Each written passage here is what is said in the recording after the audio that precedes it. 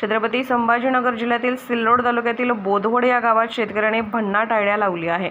मराठवाड्यात दुष्काळ सदृश परिस्थिती असल्यामुळे आपल्या शेततळ्यातील पाणी चोरीला जाऊ नये आणि शेती पिकाचे जंगली प्राणी नुकसान करू नयेत म्हणून या शेतकऱ्याने आपल्या संपूर्ण शेतशिवारात 360 डिग्रीचा CCTV कॅमेरा लावला आहे।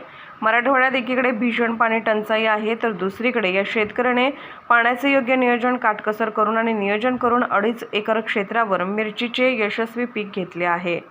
पाण्याची चोरी होऊ नये म्हणून कॅमेरा बसवला, काय संकल्पना त्यामागे आहे?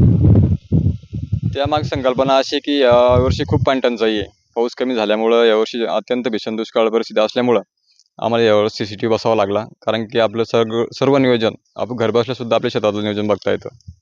पाणी चोरीला पाणी चोरी आतापर्यंत गेलं नाही, पण ते सांगता येत नाही। रात्री बेरात्री कोणी घेऊन जाऊ शकतं। आणि दुसरीकडे कॅमेराचं वैशिष्ट्य असं आहे की ते एक सिक्युरिटी म्हणून आपलं काम करतो। मिरचीचं कसं फायदा या कॅमेरा बसवण्याचा? मिरची पण चोरीला जाण्याची शक्यता आहे का, किंवा जंगली प्राण्यापासून काय? मिरचीचं सांगायचं झालं तर मिरचीचं जंगली प्राण्यापासून संरक्षण होतं। आपण घरी पण असलो तरी आपल्याला तिथून बघता येतं कॅमेराद्वारे, मोबाईलला कनेक्ट आहे तो, त्याच्यामुळे त्याचा फायदाच होतो। अजून या ठिकाणी हां, इथं जर कोणी आलं आपल्या कॅमेऱ्याच्या निगराणीमध्ये आपल्या शेतात जरी आलं तर ते आपल्याला लगेच त्याचं स्क्रीनशॉट मारून आपल्याला नोटिफिकेशन पाठवतो। नाव आहे?